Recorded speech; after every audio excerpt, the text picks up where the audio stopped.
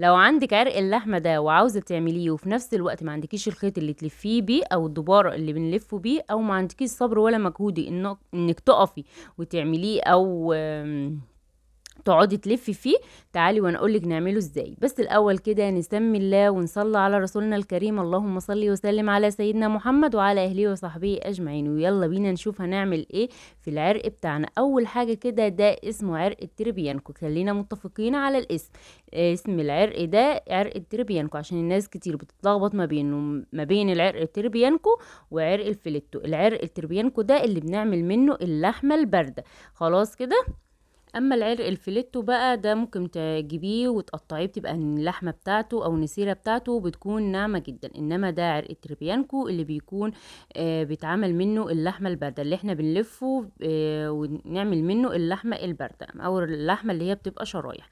اولا انا جبت العرق زي ما هو كده من عند الجزار، ما كانش منضفهولي، فانا جايباه بوزنه بجلده بكل الجغط اللي عليه. فببدا بقى ان انا انضف كل الحاجات اللي حواليه زي ما انتوا شفتوا كده. بمسك السكينة بتاعتي وامسك الجلد اللي انا مش محتاجاه او الفرشة بتاعت العرق بتاعي او الفرشة اللي بتبقى موجودة على اللحمة من بره كده، واروح مشفياها خالص، شايلة كل الزوايد اللي انا مش محتاجاها، وكمان منضفة كل حاجة ممكن تكون عليه انا مش حباها.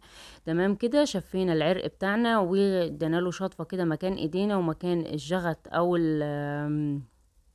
او الدهون اللي عليه او الحاجات اللي بتبقى موجودة عليه دي. وكمان هنجيب بقى الصينية بتاعتنا الحلوة وهنحط فيها بقى معلقة سمنة بلدي وعلى النار، ولازم السمنة تسخن كويس جدا، وتكون كمان الصينية بتاعتنا سخنة جدا. ليه يا نهى؟ علشان احنا مش هنلفه النهاردة، فمحتاجين ان تكون درجة حرارة الصينية او الحلة اللي انت هتنزلي بيها بيها في اللحمة يعني، تكون درجة الحرارة بتاعتها سخنة جدا عشان ساعة ما تنزل تاخد الصدمة اللي انتوا شايفينها دي. وكمان ما توطيش النار الا لما يكون خد الصدمة بتاعته من جميع الاتجاهات. شايفين بيطلع اكمني شطفته يعني تحت المية، فبيطلع تحس ان هو بيطرطش كده، فبعيدي شوية. لازم اديله صدمة من جميع النواحي على نار عالية، علشان زي ما احنا اتفقنا ان احنا ملفناهوش. فلازم عشان اما اجي اقطعه بعد كده يبقى معايا آم، قطعة واحدة، يعني زي اكني لفيته بمعنى اصح. يعني كل اللي انا بعمله ده الصدمة اللي انا اديتها له في الاول دي على زي اكني لفيته، ما يبقاش معايا طري كده اجي اقطعه بعد كده بعد ما يستوي، ما يكونش معايا طري كده. لا، انا عايزاها قطعة لحمة باردة، يعني هي قطعة لحمة باردة. وزي ما قلت لك مش لازم ان انت تلفيه ولا اي حاجة. وهسيب لكم المقطع اللي انا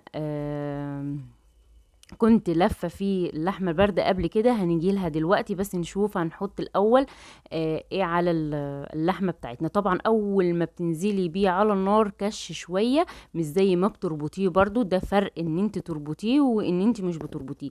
اما بتربطيه مش بيكش قوي، انما ما بتربطوهوش زي ما انت شايفه كده خلاص خد وضع ان هو يكش. وكمان آم، آه، بتحس ان هو صغر شوي، انما لما بتربطيه بتحس ان هو بيفضل زي ما هو، يعني نسبيا مش قوي يعني، بس نسبيا بيفضل زي ما هو.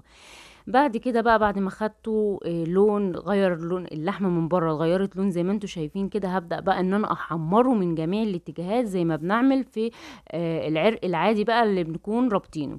زي ما قلت لكم انا هوريكم دلوقتي عرق انا كنت رابطاه، وهقول لكم قصته واقول لكم ايه اللي حصل فيه. تمام كده. زي ما انتوا شايفين احمر العرق بتاعي من جميع الاتجاهات، وهسيبه يحمر لحد يعني ما ياخد معايا اللون اللي انا محتاجاه. الكاتل بتاعي صغير، فهجيب حلة بقى كده على النار وهملاها من الفلتر وهسيبها تسخن لحد ما اغير لون العرق بتاعي وياخد اللون الاحمر اللي انا محتاجاه. هتنيني واقفة جنبه كده لحد ما احمره من جميع الاتجاهات، علشان طبعا هو مش بيتحمر بعد ما بيتسلق، فلازم اديله التشويحه ديت علشان خاطر يفضل يبقى لونه احمر من بره، ومن جوه تبقى قطعه اللحمه بيضه من جوه زي ما بنيجي نعمله في اي وقت. آم، ببدأ اتك عليه كده من جميع الجهات. طبعا بحط التوابل اللي انا بحبها، حطيت قرنفل، حطيت حبهان، حطيت مستكة، حطيت لومي مجفف، حطيت قرفة، حطيت طبعا فلفل اسود، حطيت كبابة صيني، حطيت رشة من جوز الطيب، حطيت فلفل اسود. ممكن احط رشة من السبع بهارات، وهحط ورق لورا. البهارات اللي انت بتحبيها طبعا تقدري ان انت تنزلي بيها. مش حابة جميع التوابل دي، حط رشة من السبع بهارات ورشة من جوز الطيب. هما دول اكتر حاجة بتفرق في طعمه. والعود القرفة طبعا والحبهان والمستكة والكلام ده بيدي طعم طبعا، وبيشيل اي زفرة ممكن تكون موجودة في اللحمة، وكمان بتدي نكهة جميلة جدا. انا بحبها طبعا في الشوربة. تمام كده، انا اديت للعرق بتاعي لون من جميع الجهات. كانت المية بتاعتي داخلة على الغليان، يعني كانت سخنت، كنت معلية درجة الحرارة بتاعتي. ودي غلطة مني ان انا معلقتش على المية الاول، وبعد كده نزلت بيه العرق بتاعي. بس مش مشكلة طالما المية سخنة. هنزل بيها على طول، مش هياخد معايا وقت في الجليان، وكمان مش هيطلع معايا ريم. فايدة المية السخنة على اللحمة ان هي مش هتخلي اللحمة بتاعتك تطلع ريم كده على الوش، وكمان هتخلي الموضوع بتاع ان عملية السوى يعني تكون اسهل واسرع. طبعا مليت الحلة تاني علشان خاطر ان انا مجرد ما هيجلي اول غلوتين تلاتة كده هتحس ان الشوربة بتاعته بدأت تنزل، فطبعا هزوده بمية سخنة، مش هكمل عليه بمية ساقعة. طبعا بقى هجيب بقى الجزراية طماطماية بصلاية. طبعا مش هحط خالص ملح غير لما يكون خلاص داخل في مرحلة السوى، خلاص اتأكدت ان هو استوى، فاضله يا دوبك تكة بسيطة وهشيله. فبروح حاطة الملح في النهاية. نيجي بقى هنا، ده العرق بتاع العيد. هحكي لكم الحكاية من أولها لآخرها. ده العرق يا جماعة بتاع العيد. تمام كده. كنت بعمله تقريبا كده قبليها بيوم، ما كانش يوم العيد. فلا كنت يعني رايحة مشوار تاني يوم مع جوزي وسفر وكده، فقلت اسيب حاجة للولاد يجوا من المدرسة يلاقوا هياكلوها، حاجة يعني تكون سهلة. تمام كده. فالعرق ده لقيته عندي كده في الفريزر بتاع العيد، وكنت ناسياه. هو كل حاجة طبعا قدر الله ما شاء فعل. بس الواحد بيزعل طبعا على حاجة زي كده تكون موجودة، والواحد ممكن ان هو يحس بتأثير ان هو بوظها. تمام، خلينا متفقين. طبعا العرق بتاع العيد يعني حاجة انا ضمناها، وزي ما انتوا شفتوا برضو في الاول كده انا حاولت ان انا اشفي كل الحاجات اللي بتبقى حوالين اللحمة من بره بقى، سواء الجخت زي ما بيقول الجزارين. على فكرة انا ابويا جزار عادي وعارفة كل الحاجات دي. فبحاول ان انا اشيل الحاجات اللي بتبقى مش كويسة حوالين اللحمة، اللي هي بتبقى شغط، احنا بنسميها كده، او اللي هي بتبقى الفرشة بتاعة اللحمة والكلام ده كله. كان عندي بقى صبر يوميها، لان انا كنت بصور الفيديو ده قبلها بيوم، وكنت عاملاه تقريبا كده ما بين العصر والمغرب. ايوه، عشان عرفت ان انا رايحه مع جوزي مشوار، فقلت يلا اما اعمل اكله كده للولاد، مش معقول هفضل طول النهار، ممكن اجي متاخر والولاد يجوا من المدرسه. كنا في اول الدراسه تقريبا. آه ف مش معقول هسيبهم طول النهار من غير اكل، يعني افرض اتاخرتي مع معرفش ظروفي مش عارفه ايه. فقلت ايه، اعمل لهم اللحمه يعني قبلها بيوم، مش هتفرق كده كده ايه، اللحمه بتتاكل بارده، ممكن يدفوها شويه في الميكرو او اي حاجه. تمام كده. وممكن بقى الصبح قبل ما امشي مثلا اعمل لهم شويه رز شويه مكرونه، وبرضو يسخنوا كل واحد على قده كده طبق مكرونه في قلب الميكرو وخلاص. او اختهم الكبيره تسخن لهم وخلاص بالنسبه للصغيرين. تمام كده. وضبط بقى العرق بتاعي زي ما انتوا شايفين كده، ونضفته وغسلته، وكمان جبت الدبارة بتاعتي او الخيط بتاعي من المكتبة. ابني هو جاي من الدرس جابها لي، زي ما انتوا شفتوا كده، وقفت بقى ايه اقطع فيه الحبل بتاعي واربط فيه العرق بتاعي بقى، وعاملاها بمزاج، وهظبطه بقى عشان الولاد يبقوا مبسوطين وما يتضايقوش ان انا ماشية مثلا وسايباهم. ويعني ايه، حاجة كده فوق العظمة. تمام لحد هنا حلو. شوفوا بقى ايه اللي هيجي. هعمله بنفس الطريقة اللي انا لسه عاملاها معاكم من دلوقتي. ايه بقى، انا اقوم نسيب كل حاجة لوقتها، عم تحطوا اللايك وتعملوا شير للفيديو. كمان لو اول مرة تشوفي قناتي اتمنى ان تشتركي معانا في عيلتنا الصغيرة تكمل بيكي فرحتنا.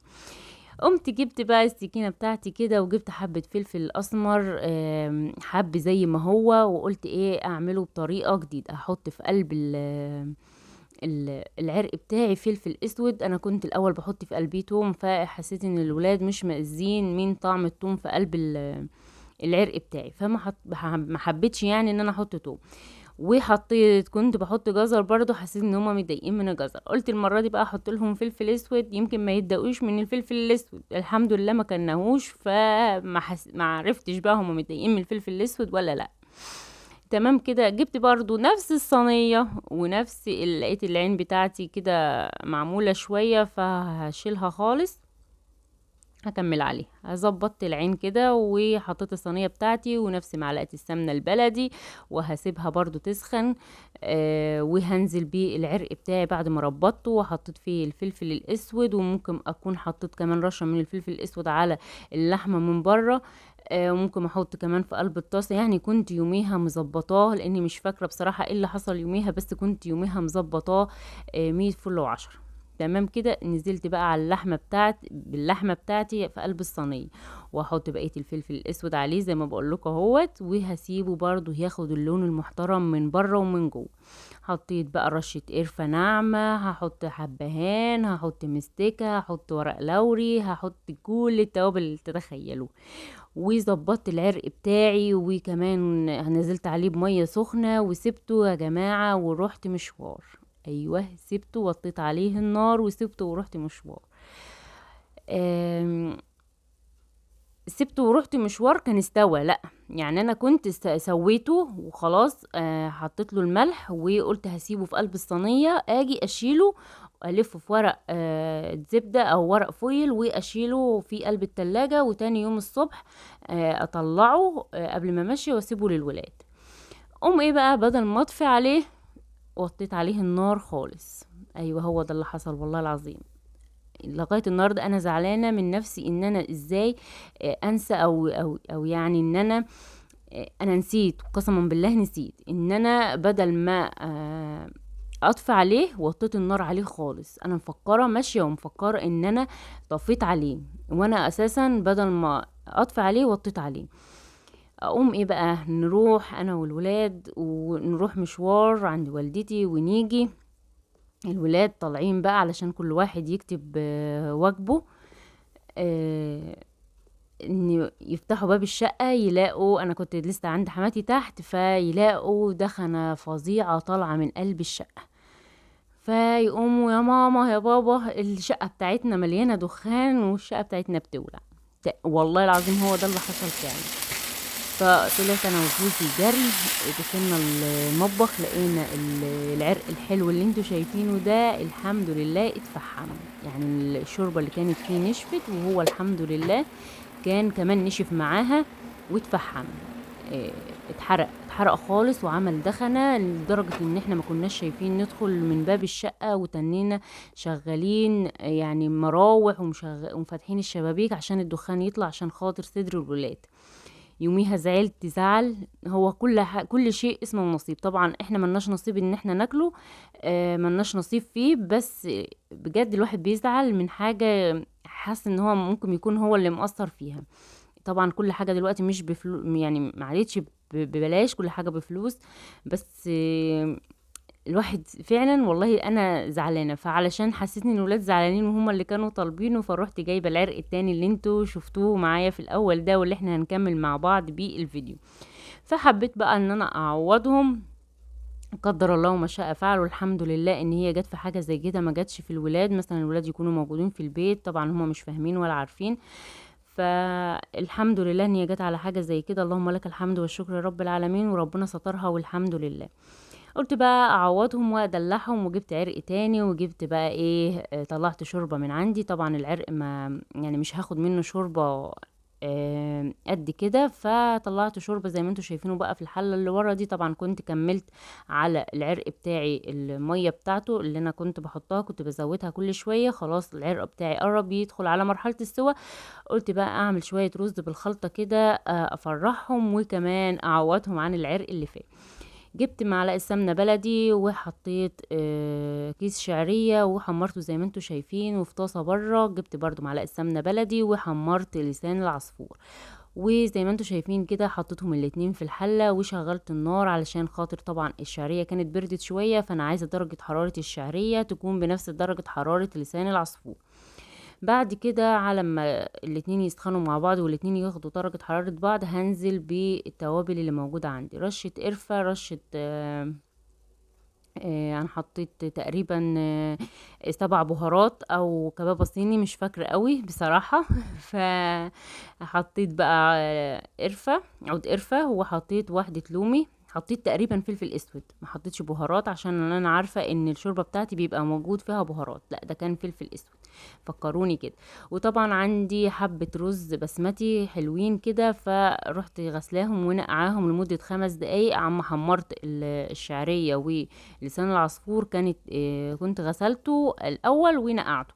هقلبهم بقى مع بعض، ونزلت عليهم بالملح بتاعي عشان كل مرة بنسى الملح، فنزلت بالملح بتاعي على الرز، وبدأت ان انا اشوح بقى في الرز بتاعي كويس جدا، عايزة الرز بتاعي يكون متشوح جدا. طبعا الشوربة بتاعتي بقى غليت، وهنزل بقى ايه واحدة واحدة كده على الرز بتاعي. اول حاجة باخد كرنيب، اول حاجة كده باخد كرنيب صغير، يعني اخلي درجة الحرارة بتاعت الحلة تهدى، وبعد كده اديلها تقليبة، وبعد كده انزل بكمية الشوربة المناسبة اللي انا محتاجاها. تمام كده، وماشيين واحدة واحدة مع بعض.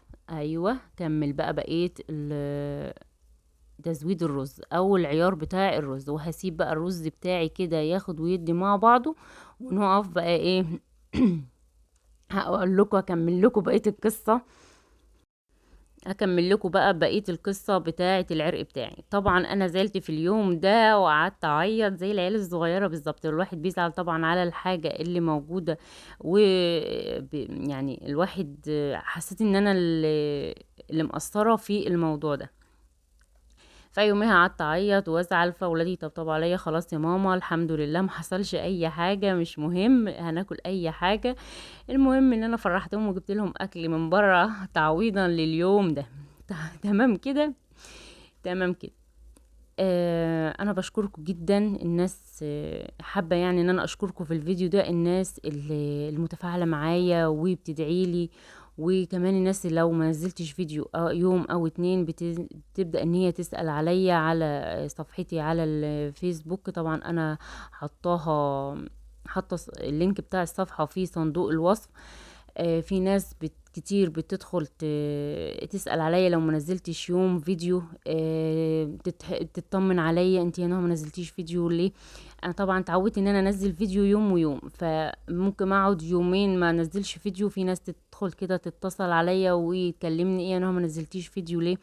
مثلا بكون تعبانه، بكون مجهده، مش قادره، بيكون عندي ظروف ما بعرفش انزل فيديو.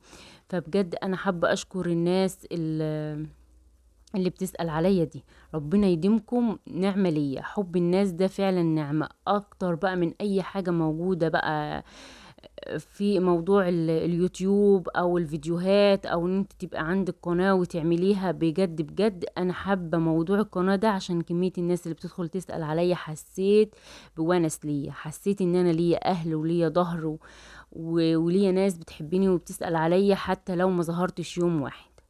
فبجد شكرا ليكم جدا جدا جدا، ربنا يديمكم نعمة في حياتي ويخليكم ليا يا رب، وما يحرمنيش منكم ابدا. المهم بقى نرجع بقى للفيديو بتاعنا.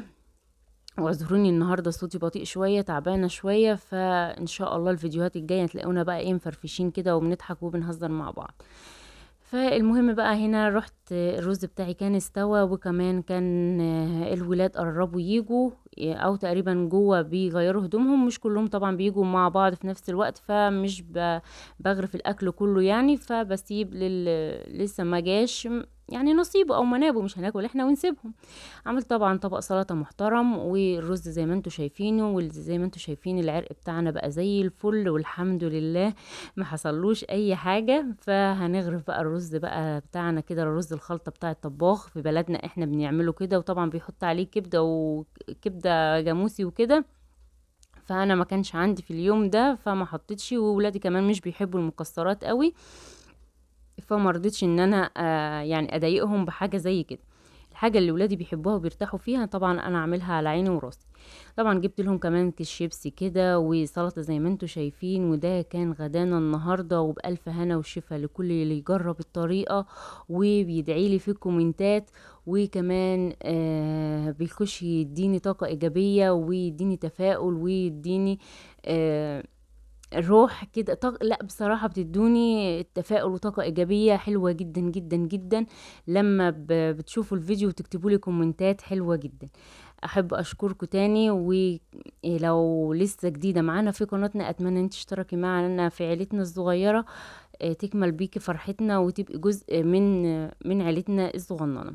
ولو عجبكم بقى الفيديو النهاردة ما تنسونيش باللايك والشير وسبسكرايب للقناة. وده أحلى رز خلطة ممكن ان انت تعمليه وبطريقة سهلة جدا وهتعجب ولادك، واحلى لحمة باردة ممكن تعمليها بسرعة جدا لولادك.